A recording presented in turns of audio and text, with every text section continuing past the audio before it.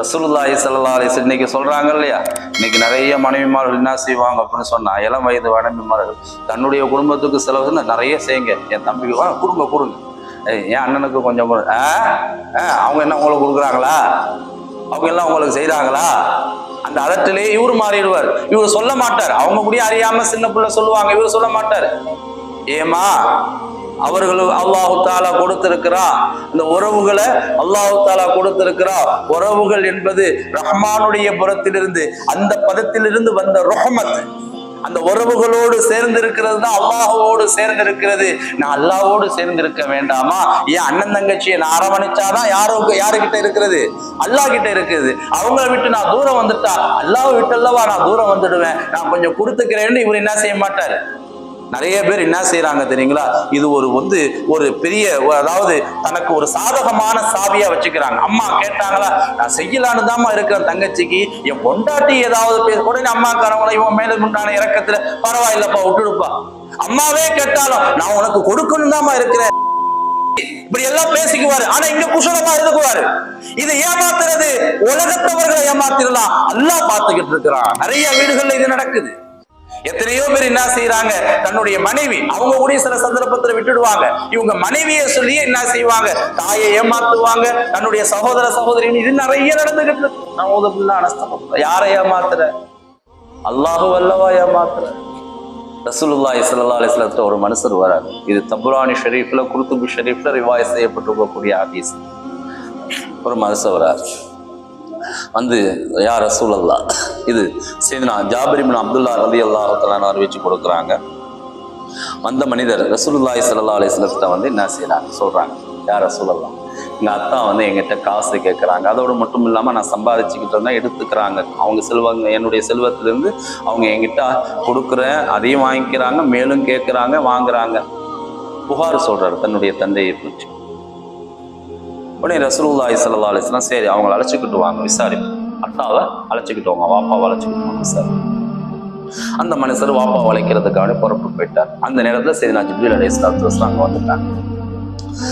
ரசூலுல்லாஹி ஸல்லல்லாஹு அலைஹி வஸல்லம் சொல்றாங்க, யா ரசூலல்லாஹ், ஒரு மனுஷர் வந்தார், மகன் வந்தார், தன்னுடைய தந்தையை பத்தி புகார் சொன்னார். அவங்க வந்ததோட நீங்க விசாரிக்க போறீங்க, விசாரிக்கிறீங்க, அது இருக்கட்டும். அவங்களுடைய தந்தை, வந்த மனிதனுடைய தந்தை உள்ளத்துல ஒரு விஷயத்தை என்ன செஞ்சுக்கிட்டு இருக்கிறாரு, அசை போட்டு கொண்டு இருக்கிறார். அந்த அசை போடுதல் வேற யாருக்கும் அவர் என்ன செய்யல, வெளிப்படுத்தல, சொல்லல. அவருடைய உள்ளத்துல என்ன செஞ்சுக்கிட்டு இருக்கிறாரு, அசை போட்டுக்கிட்டே இருக்கிறாரு. அது என்ன செய்துன்னு நீங்க கேட்கணும் யார சொல்லலாம், அது என்ன விவரம்னு நீங்க என்ன செய்யணும், கேட்கணும் யார சொல்லலாம் அப்படின்னு சையதுனா ஜிப்ரீல் அலைஹிஸ்ஸலாத்து வஸலாம் சொல்லிட்டு போறாங்க. கொஞ்ச நேரத்திலேயே மகனும் தந்தையும் வராங்க. அப்போ மகனை நிக்க வச்சுட்டு தந்தைய பக்கத்துல நெருக்கி கேட்கிறாங்க ரசூலுல்லாஹி ஸல்லல்லாஹு அலைஹி வஸல்லம், ஏங்க உங்களுடைய மகனுடைய செல்வத்தை நீங்க எடுக்கிறீங்களா, அவங்க காசு பணத்தை எடுக்கிறீங்களா செலவுக்கு? ஆமா எடுக்கிறேன், வாங்குறேன், எடுக்கிறேன். ஏன் எடுக்கிறீங்க, அந்த காசு பணத்தை என்ன செய்றீங்க ரசூல் ஸல்லல்லாஹு அலைஹி வஸல்லம் கேட்கிறேன்.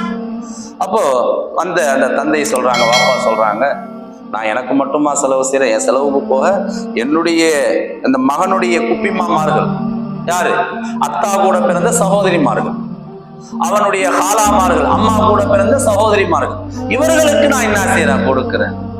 சரியான செலவு. ஆனா இன்னைக்கு யாருமே அந்த மாதிரி என்ன செய்யறது இல்ல. அத்தா கூட பிறந்தவங்கள, அம்மா கூட பிறந்தவங்கள பாக்குறதும் இல்ல, கேட்கறதும் இல்ல, கொடுக்கறதும் இல்ல. எல்லாம் கூட்டு குடும்பம்.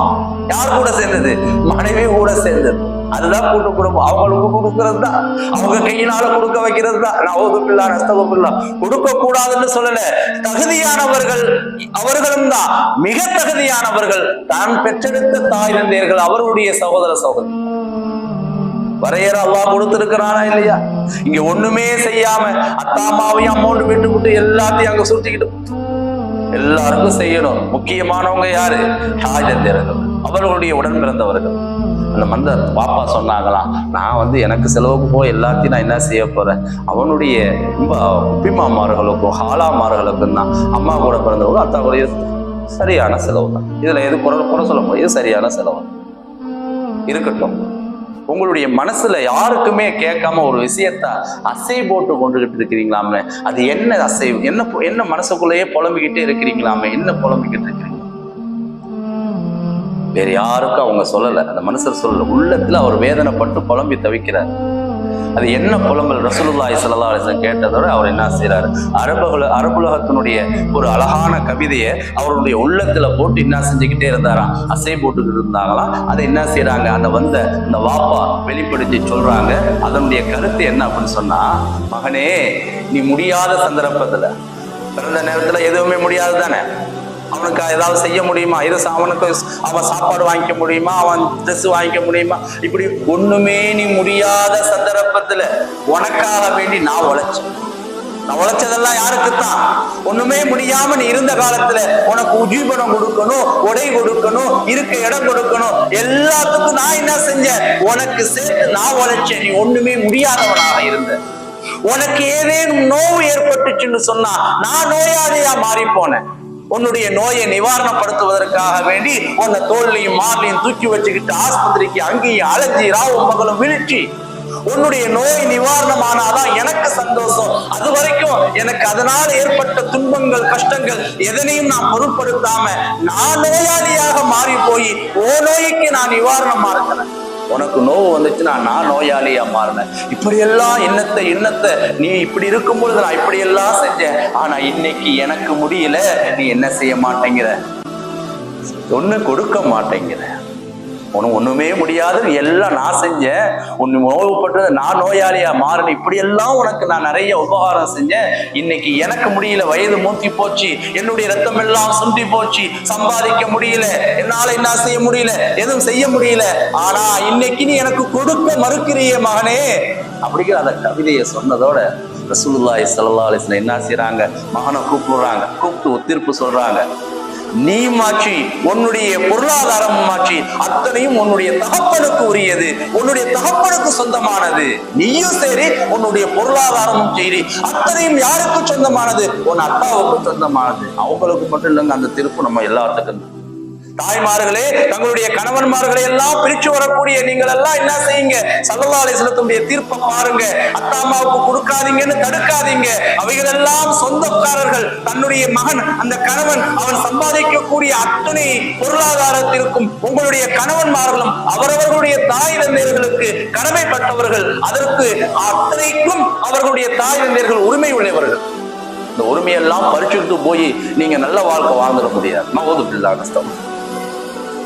இன்றைக்கு இதையெல்லாம் தெரிஞ்சு சில ஆண்கள் என்ன செய்யறாங்க, அத்தா அம்மாவுடைய விஷயத்துல ரொம்ப பெண்களை மட்டும் நம்ம குறை சொல்லக்கூடாது, ஆண்கள்லயே எப்படி இருக்கிறாங்க.